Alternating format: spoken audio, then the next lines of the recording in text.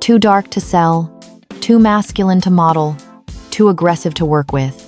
That's what the American fashion industry told a young Jamaican woman just starting out.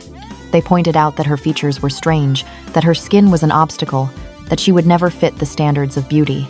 But half a century later, those same fashion houses try to copy every gesture, every angle, and every gaze of that woman. Her name, Grace Jones. And she didn't just break the rules. She reduced them to ashes and danced on top of them. From a Pentecostal home in Spanish Town, Jamaica, where listening to secular music was a sin and wearing lipstick was considered the devil's work, to the catwalks of Paris, where her once rejected face became a weapon of seduction and power. From the wild nights at Studio 54, where cocaine flowed like champagne, to the historic moment on British television when she slapped a talk show host live on air, provoking both fascination and fear. But that glory came at a cost. Drugs, financial betrayals, the loss of friends during the AIDS epidemic, and personal relationships marked by control and violence. All of that nearly destroyed her. And yet, decades later, at 64 years old, in front of Buckingham Palace, Grace Jones hula-hooped for 4 straight minutes without stopping, proving that neither age, nor the industry, nor prejudice could chain her down. The question is inevitable. Why could a single woman terrify an entire industry? And what did she have to lose to become the blueprint that today inspires generations of artists? Spanish Town, Jamaica, 1948. The sticky Caribbean heat blended with the rigidity of a Pentecostal household where secular music was forbidden, makeup was a sin, and discipline was enforced with the crack of a belt. There was born Grace Beverly Jones, daughter of a family where every gesture was monitored and every personal desire suppressed by the fear of offending God. Her childhood was an endless list of thou shalt nots. No dancing, no trousers, no idle chatter, no dreaming of a world beyond the church. Raised mainly by her grandparents, Grace grew up under the shadow of a system where even the slightest hint of vanity was considered a direct path to hell. Imagine a little girl who could not paint her nails without feeling she had betrayed her faith, who secretly hid torn-out magazine pages just to glimpse the forbidden Vogue images pasted on the walls of her room. Each picture of strong, glamorous women was for her an act of silent resistance, a spark of rebellion burning beneath layers of repression.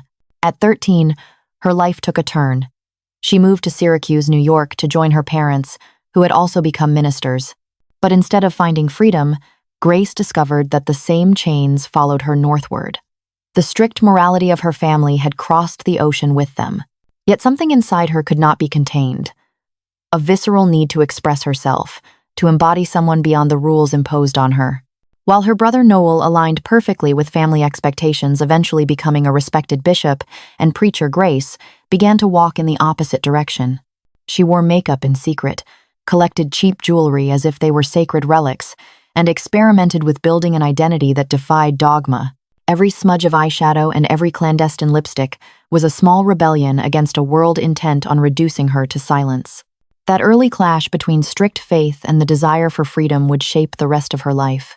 The little girl punished for wearing lipstick would later appear on stage covered in tribal paint, transformed into a living sculpture.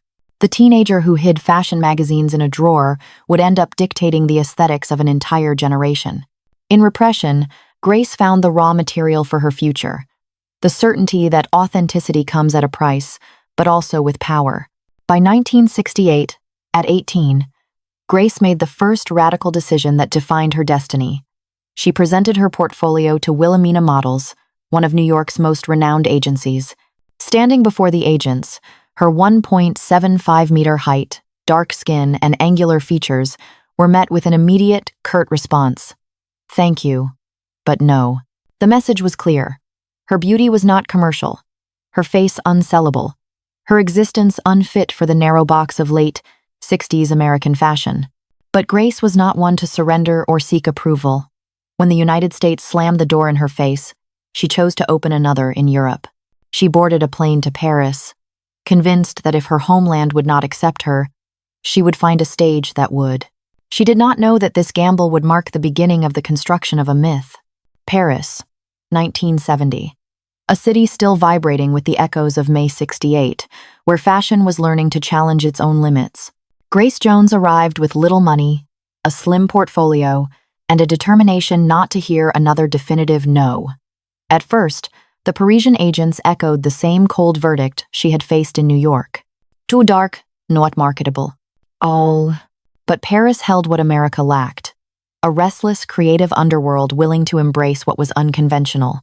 Grace shared a tiny apartment with two other unknowns, Jerry Hall and Jessica Lange, three young women scraping by to pay rent, swapping clothes and food, never imagining they would become immortal icons. The first jobs trickled in. Yves Saint Laurent noticed her, followed by Kenzo, L'Officiel, and Vogue Paris. What had been too much in New York was now exactly what Paris needed. Her dark skin, her angular face, her athletic body, here they were not flaws but statements. And Grace refused to be a passive model. She took control of the sessions, applying her own makeup, rejecting stylists she disliked, inventing poses sharp and architectural. Her body was a weapon, her gaze a challenge. Photographers described her as sculptural, a living structure of angles and shadows. One of them confessed, "With Grace, you didn't direct. You tried to keep up." She wasn't just modeling clothes, she was bending the frame around herself. By 1975, Grace was no longer just surviving, she was shaping a persona. In every runway, in every magazine spread, she built an image that went beyond beauty: androgynous, intimidating, unforgettable. Each photograph carried both discomfort and fascination. From rejection, she had forged power, and from exile, she had constructed belonging. America had turned her away. Paris made her a mirror for a new era. But Grace was restless. Fashion had given her a platform, but she wanted more than a runway. In the smoky nights of Lessept and the delirium of Studio 54, she discovered a new battlefield: music, performance, spectacle.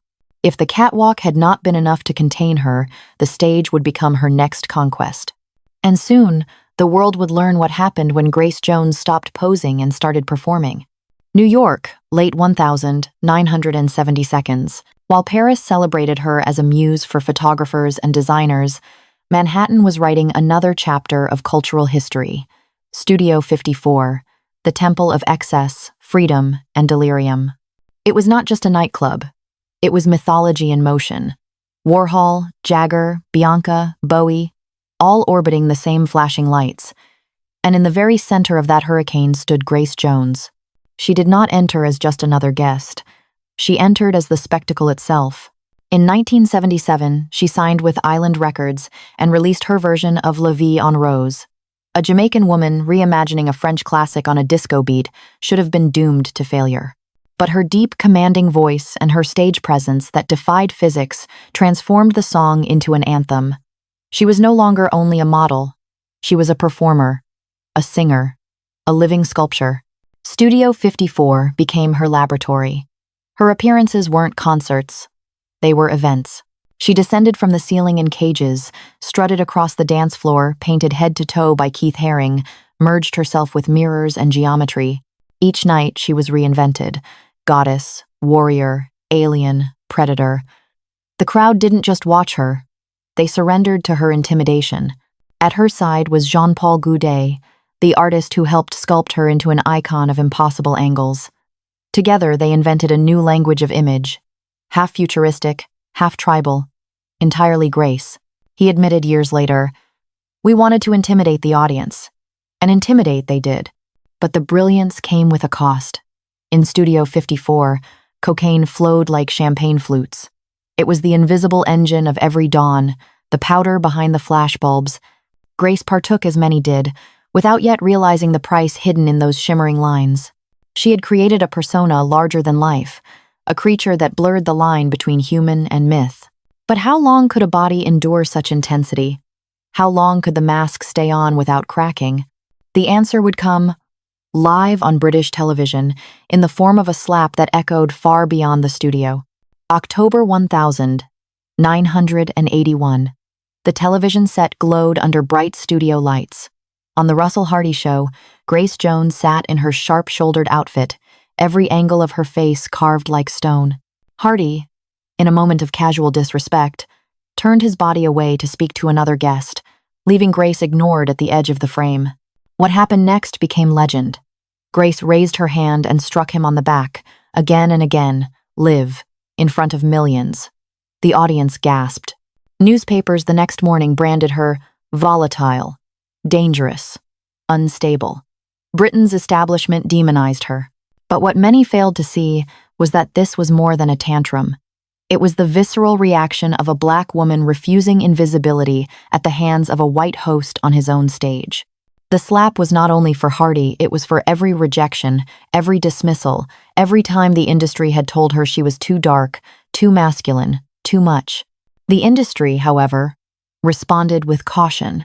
Producers whispered warnings, invitations dwindled, and the label of difficult followed her through the corridors of fashion and television. Yet, paradoxically, the scandal amplified her myth. Grace Jones was now the woman who could terrify a man on live television. At the same time, she had conquered another arena: cinema. In 1984, she wielded a sword as Zula in Conan the Destroyer, towering beside Arnold Schwarzenegger, who admitted feeling intimidated by her presence.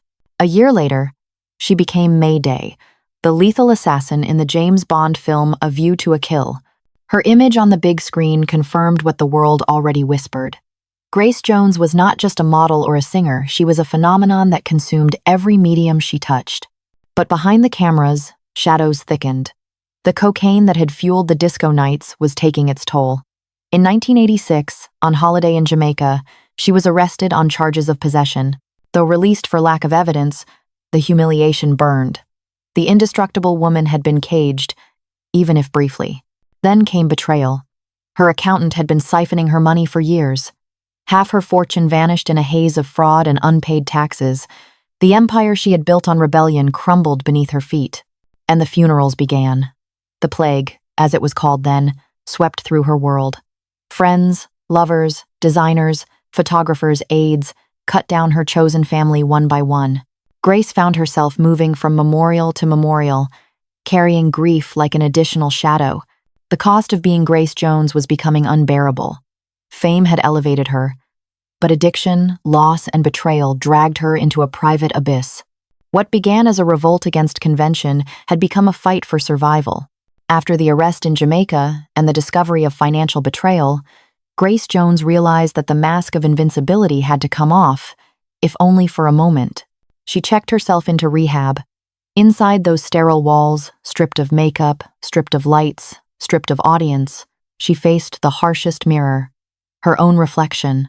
But in the chaos, there was an anchor: her son, Paolo, born in 1979 from her relationship with Jean-Paul Goude. The boy, with wide eyes and innocent voice, delivered the words that cut deeper than any tabloid headline. "Mom, do you remember when you used to be fun? Why don't you laugh anymore?" That simple question pierced her defenses like nothing else ever had. It was Paulo's truth that pushed her toward sobriety. She turned to yoga, to the discipline of stillness, to the patience of breath. She spent time with her son, discovering in his presence a reason to resist the spiral that had almost destroyed her. For the first time in years, Grace was building not a persona, but a life. The 1,990 seconds unfolded more quietly. She was no longer on every magazine cover, no longer at every party, no longer the permanent center of attention, and that was precisely the point.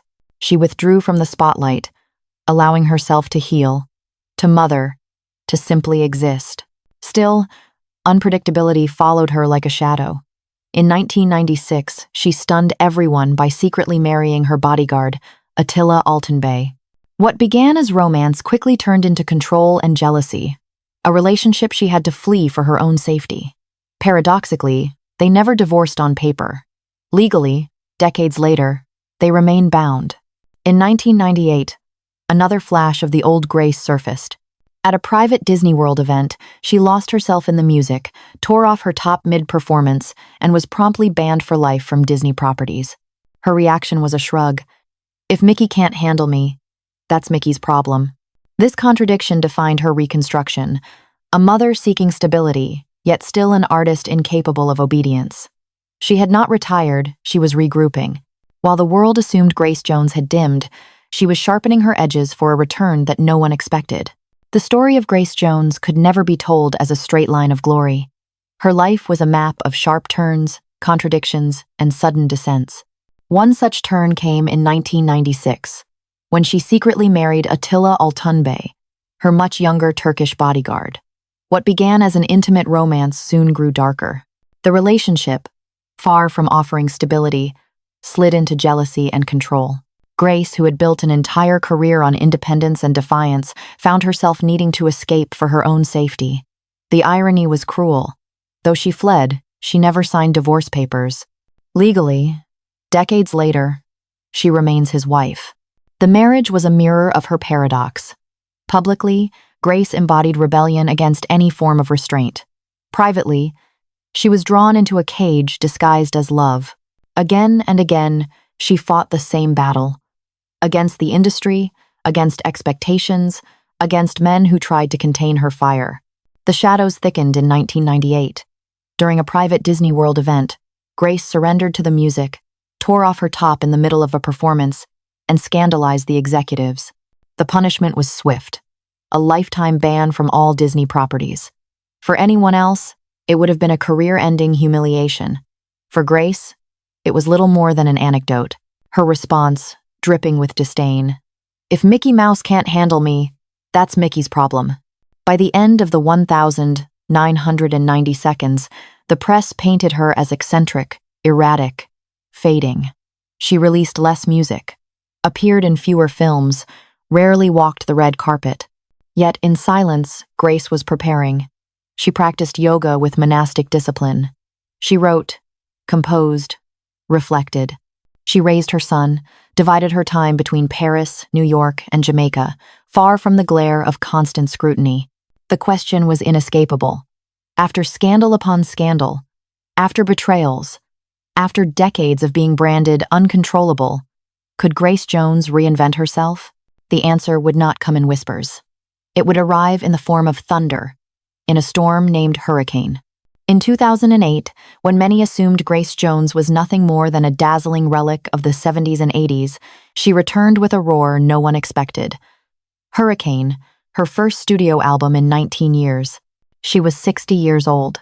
In an industry that often discards women after 30, releasing an album at that age was already an act of defiance. But Hurricane was no nostalgic echo, it was a manifesto. The songs were raw and confessional. With Sly and Robbie producing, the sound fused reggae, electronica, and spoken word, all sharpened with contemporary edge. In William's Blood, she sang of family heritage and her flight toward freedom.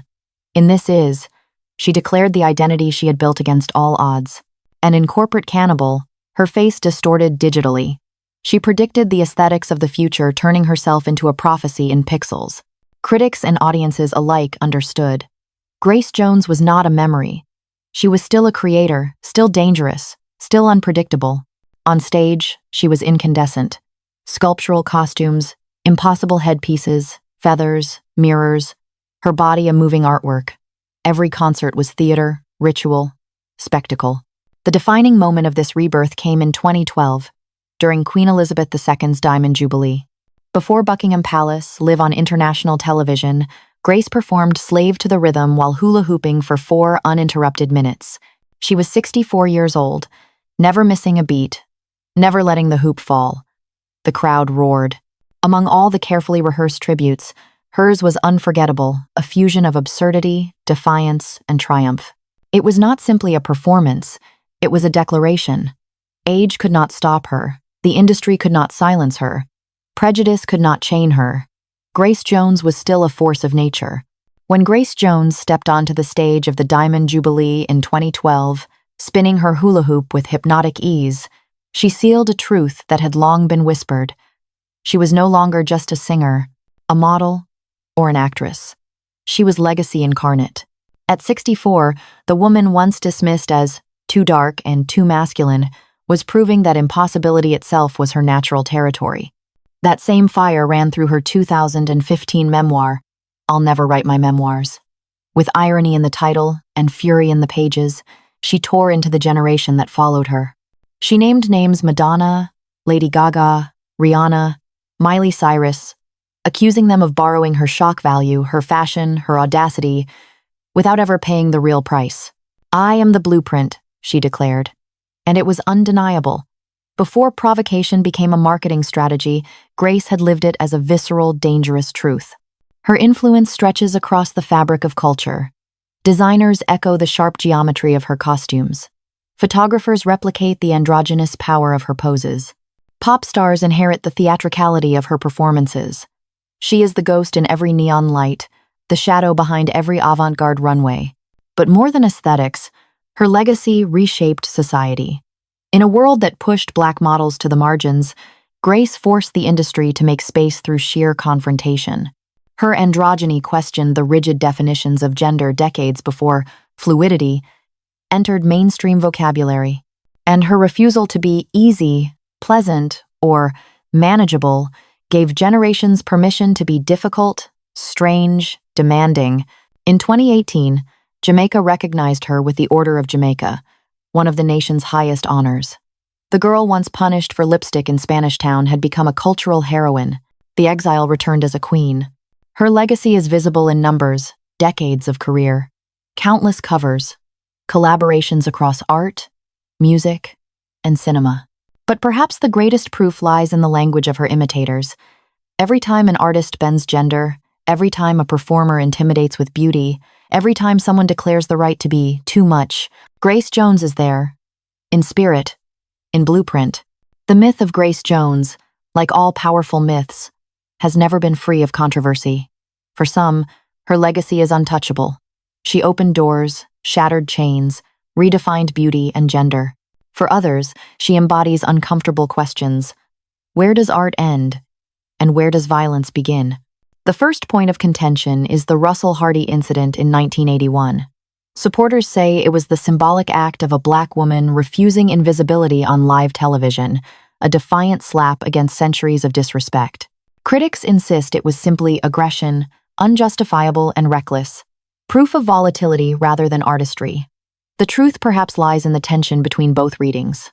Then comes her bold proclamation, "I am the blueprint." To some, it was a long overdue recognition of her influence, a rightful claim to the foundation she laid. To others, it sounded arrogant, as if erasing other pioneers who had also fought, bled, and sacrificed in the same ruthless industry. Was she staking her place in history, or rewriting it solely around herself? Another debate circles her persona. Was Grace Jones truly that terrifying, uncontainable force? Or was it an image carefully crafted by Jean-Paul Goudet, a mask sold to the world? If it was performance, then her rebellion was calculated spectacle. If it was genuine, the toll on her psyche and body must have been immense. Perhaps, as with all great performers, the line blurred until no one, not even Grace, could tell where the mask ended and the woman began. Finally, there is the question of her impact. Did her confrontational style open doors for other Black, androgynous, or unconventional women in fashion? Or did it reinforce the stereotype that such women were difficult and unprofessional? The debate continues, unresolved, echoing through every new generation that invokes her name. Grace Jones inhabits that uneasy space where admiration and criticism coexist, where inspiration and rejection intertwine. And maybe that is the ultimate proof of her power, that decades later, the world is still arguing about her.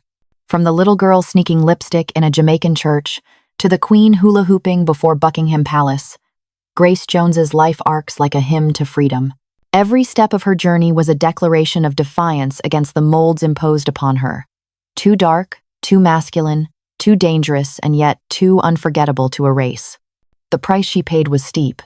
Drugs, financial betrayal, toxic relationships, the loss of friends in the AIDS epidemic. The woman who seemed indestructible learned again and again the weight of fragility. And yet, even in her darkest hours, she always found a way to rise, to reconstruct herself, to reclaim the stage as her own battlefield. The reward was not fleeting fame or fortune, both of which came and went. Her true triumph was becoming a symbol of autonomy.